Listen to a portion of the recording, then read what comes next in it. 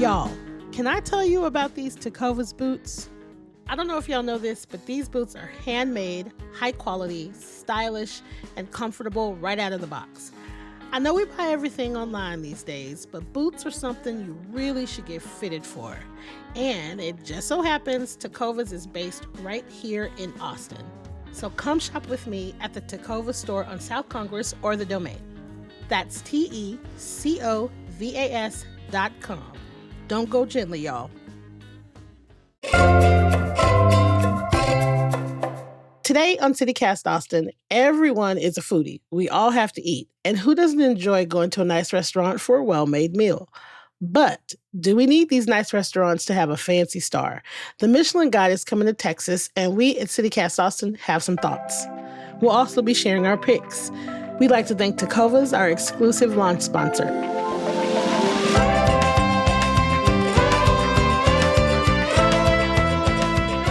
It's Tuesday, August 13th. I'm Nikki Devon, and this is what Austin is talking about.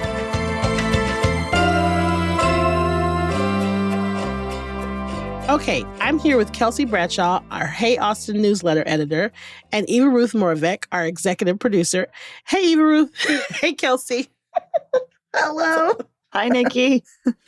Everybody has the giggles today. Okay, so this has been really big news in Austin and elsewhere in Texas. So, Kelsey, tell us a little bit about this. Michelin, the French tire company? I think that's so weird. Anyway, they announced in July that its guide was coming to Texas, and it's coming to, the big five. We've got Austin, San Antonio, Houston, Dallas, and Fort Worth. First of all, the fact that this is the Michelin tire, like the little white, chubby, cute tire. Yeah. It's from them. Like 1900, Michelin started its guide to encourage people to drive around Europe and wear out their tires. It's pretty smart. It's very smart. Is this not the little guy who was in Ghostbusters or the other one? That's the Stay Puft Marshmallow. Similar, but yeah, similar. totally similar. Sorry.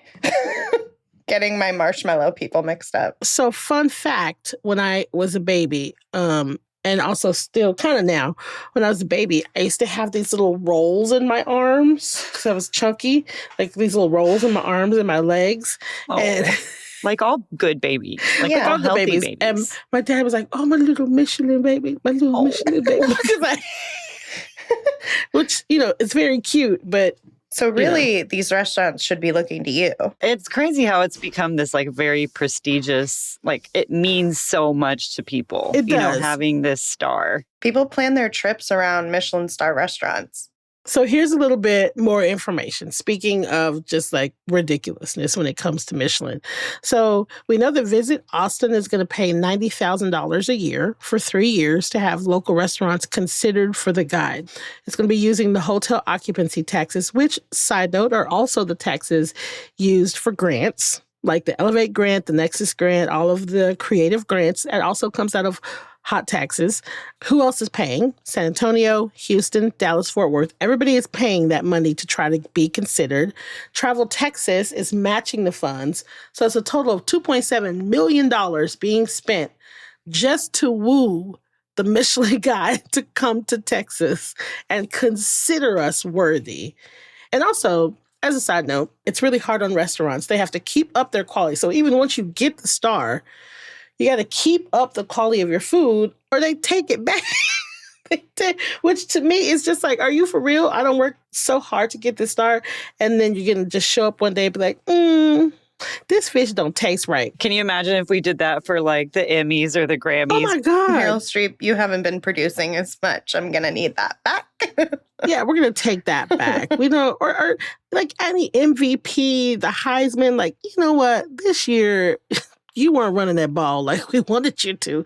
Gonna hand us that back. Give us that Heisman Trophy back. That's a great analogy.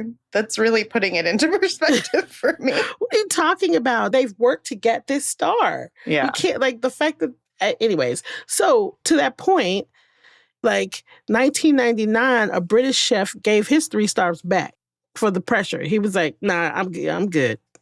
Y'all can have yellow stars back because there's too much pressure. 2003, a French chef died by suicide when he thought his restaurant was being demoted from 3 to 2 stars. And so it's like there's a mental health toll on chefs already. Because I don't know if you've worked in the service industry, but good Lord, it's a lot. You know what I mean? Like it's already, I was not good at it. I was not good at being a server, like a wait staff, because there's a lot of pressure. There's a lot of noise. There's a lot of things that you have to like juggle.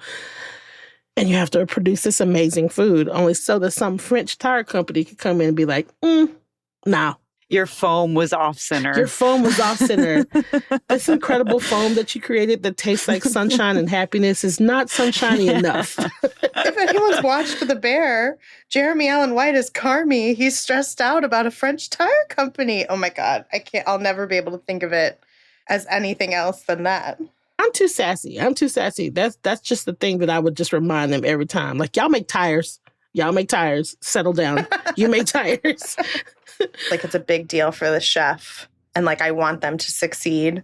But maybe it's the same thing of being like, man, only I knew about this place. And now everyone knows, kind of thing. Right? Like, of course, there are dark sides of it. Now everybody is in your business. And you can't get your star taken away. Or now we can't get into restaurants because now they're Michelin star. It's like some Austin chefs seem to be really excited about this.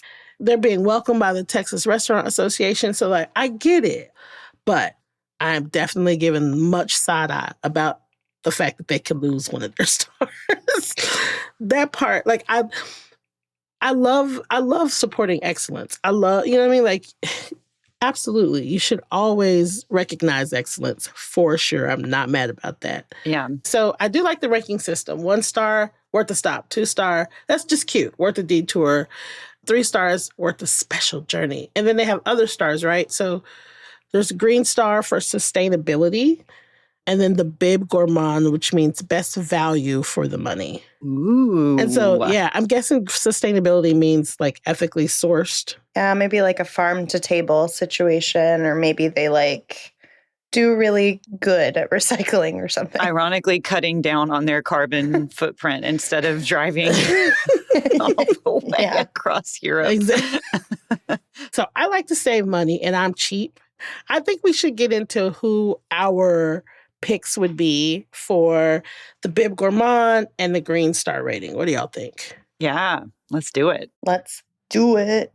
Okay, so let's start with the Green Star. So sustainable or eco-friendly. Eva Ruth, what's your pick? A little cute spot on the east side called Hillside Pharmacy. Yum. Beautiful. Honestly, I love the way the restaurant looks. It has like really nice light and the tile floor is really pretty. It just, I don't know, it feels good. It feels like casual, but kind of nice also. They do all kinds of farm to table stuff, working with local vendors and getting their proteins from Texas ranchers and from the Gulf.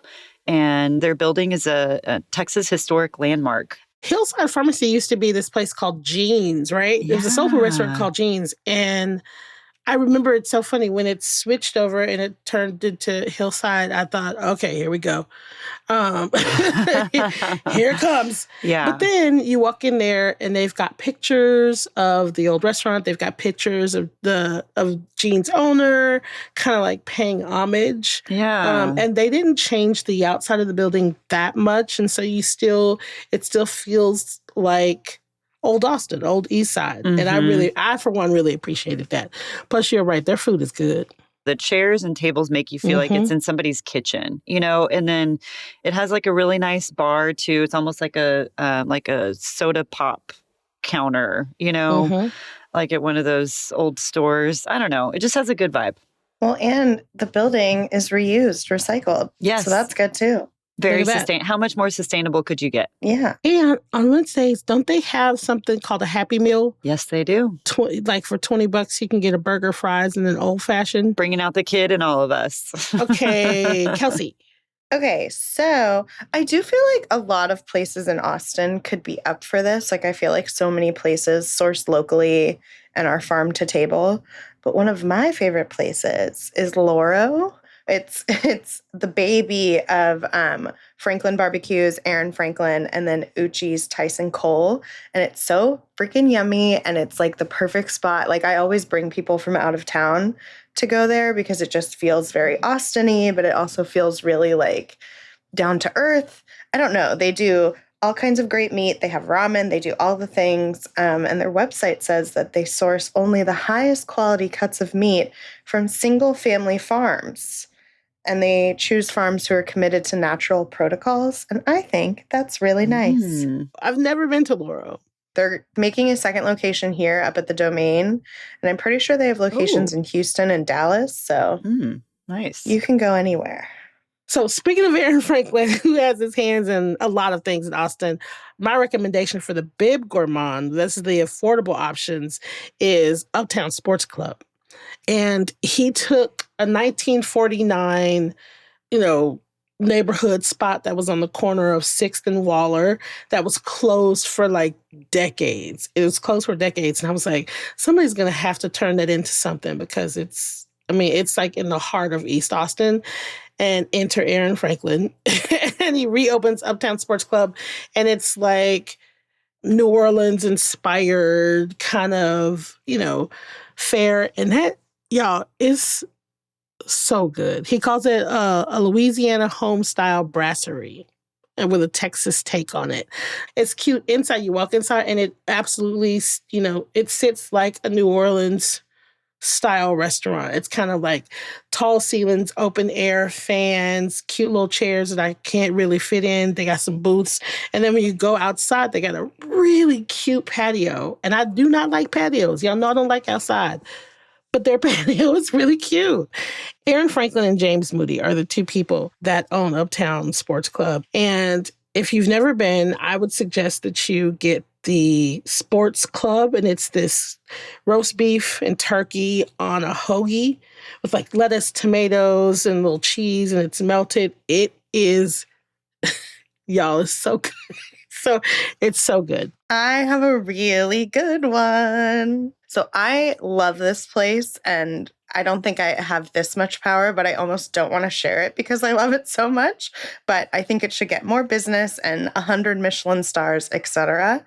It's technically in Del Valle, but it's not far. It's like you hop on 71, you head east for a little bit, and it's this place called Little Thailand, and it is the best food in general that I've ever had. It's the best Thai food I've ever had, the best food I've ever had. It is freaking delicious. And we always go and order like half the menu. And it's like $30 for like, 6 dishes or whatever. Like it's super inexpensive. The people who own it are lovely. And like they're always there and they're so sweet. And like their mango sticky rice is so good. Their pineapple fried rice is so good. We always get a bunch of curries. This is making me hungry. But like it is the best place I've ever been to. And it's like it's like on the side of the road because it's like in the part of Del Valle where it kind of looks like you're in the country. Like there's nothing around. It's really, really good. Okay, so this is a good segue because apparently that restaurant technically will not be considered if it's outside of the Austin city limits. Wait, what? That's so rude. Really? Yes. What if it's right next to the city limit? I mean, I don't know how they're going to make that distinction. It feels like Texas is too big. As a Texan, I feel like we're always like, yeah, but we're special though. But in this specific, we're too big. There are too many other areas in this state that has some really spectacular food. So, I mean, it's not quite pay to play because like once the Michelin Guide people get to town to those cities that are paying for them to be there, then, it's all bets are off. Okay, draft picks. We are the Michelin Guide reviewers. So my restaurant pick for a star or 2 or 3 is Hestia. I love Hestia. And I think some of it has to do with when I went, it was my birthday. And they were just like, I've been to Emmer Rye for my birthday and I've been to Hestia for my birthday. And both times, like they put a little card on your table and says happy birthday and everybody has signed it. And then you just proceed to have It's like the menu. I'm not fancy, so I don't know the correct word for this, but you order a bunch of stuff and they decide when the things come out. It's got a fancy name. I don't know what it is, but everything they brought me, from the foam, because I absolutely got some foam, to like this small square shaped morsel of something delicious that I think was some sort of pork, to like to like the dessert, was the most, like, some of the most delicious food I've ever had in my entire life. And even after all of the things we ordered, I didn't leave feeling stuffed. I left feeling like satiated and like I had gotten good, like, for the money that we spent. I was like, yep, worth it. Every single penny, worth every single penny. So they're my pick. Okay, so my favorite like little fine dining experience in Austin is at Birdie's on the east side.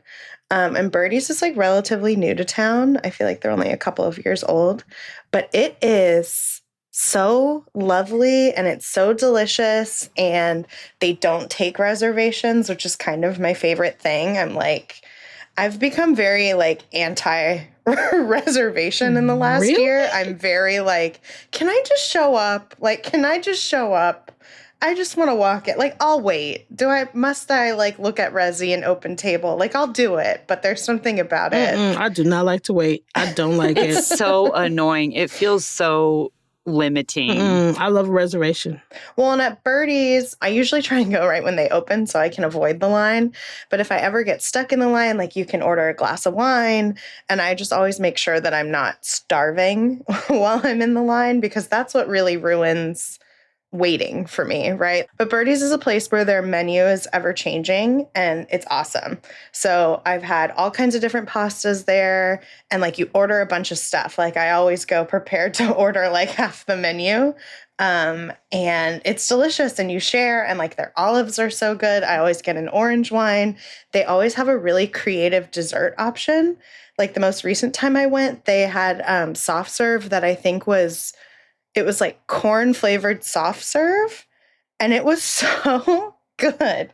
And it's like, that's like the right amount of like uppity for me, right? Like, you know, like, I could do a foam, but I also don't totally understand foam and like why we're doing foam, and like, I support chefs' creativity and things like that. But like, corn ice cream, that's like perfect amount of creative and like a little bit weird for me. And it's just delicious. Like, birthdays, when I got my new job at CityCast, I went there with my friends. Like, it's just like the perfect place. And I'm not alone in this thought. Birdie's is on like every list of like, who do we think is going to get a Michelin star? Everyone thinks it's going to be Birdie's. So it's really, really good, and I love it there. So yeah. I've never been to Birdie's, so I'm going to add that to my list of fancy places in the city to try. I've never been to Birdie's either, but Guys, we gotta go. Your girl don't like waiting. I know. I don't like it. Me neither. I don't care if it's with a glass of wine. I don't care. We'll get there. We'll get there right at 5. We'll be the first ones there. So my choice for stars is Uchi or Uchiko. I just feel like one of them has to be on a list. If you haven't been, this is like an Austin institution. It started in 2003 in a bungalow in Austin, and has now grown to like this international, like, amazing restaurant chain. I mean, I guess it's a chain. They have restaurants everywhere in all the fancy cities, you know, and they really started making sushi, I think, like elevated sushi even more, you know, like, it's still about the art of it, the tradition of making sushi, but I feel like Uchiko kind of took it to a different level. Yes, there's foam, but there's also like more traditional stuff, you know. You can still sit at the bar, at the sushi bar, and like watch things get made.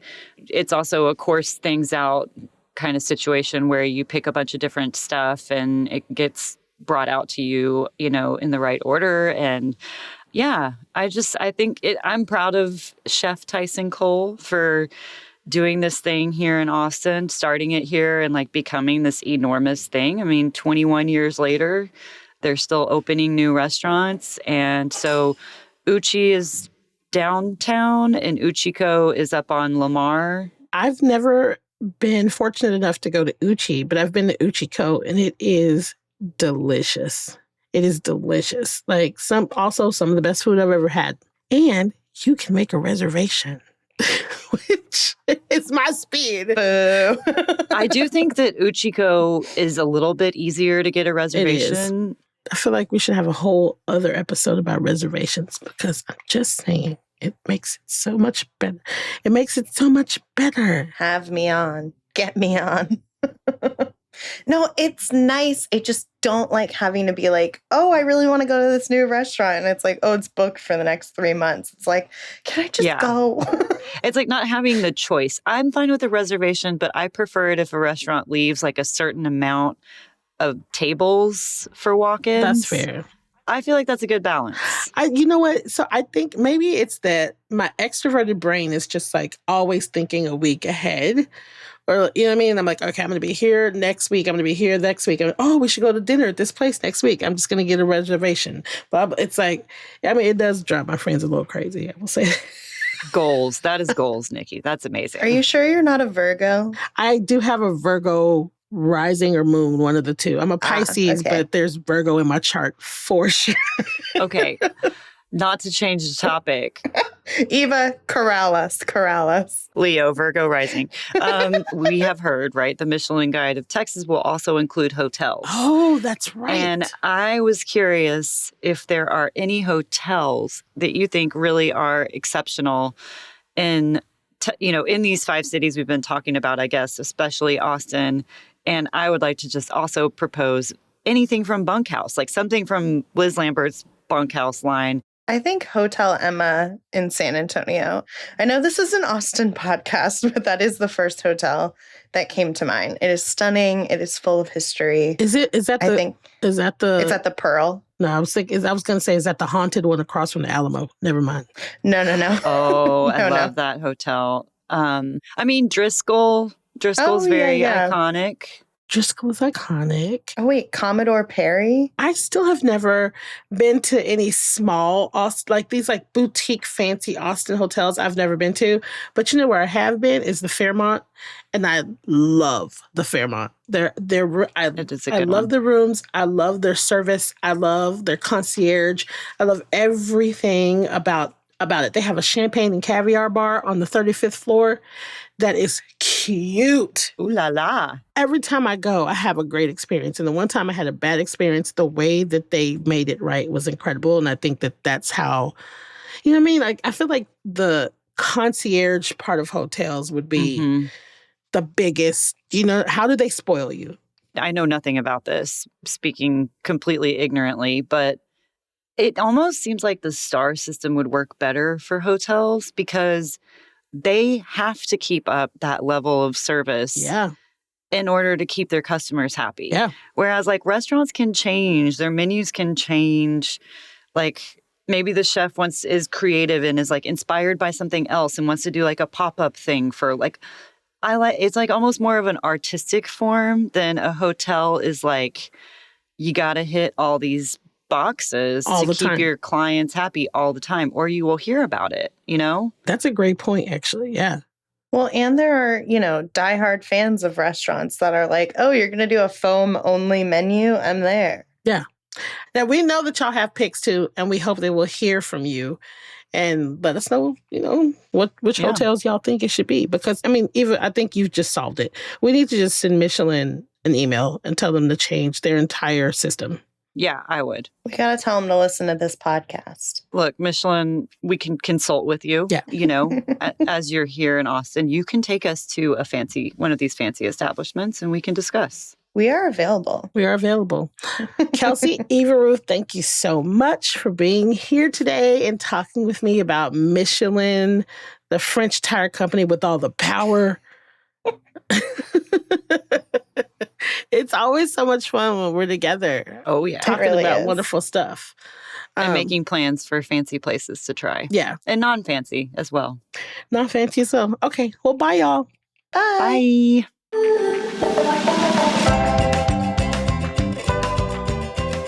That's all for today here on CityCast Austin. Now, we know some of y'all have opinions about who should get a Michelin star, so let us know. Text us or leave us a message at 512-200-2227. And guess what? We are hiring a producer. If you love CityCast Austin and want to be a part of it, look for the link to apply in our show notes.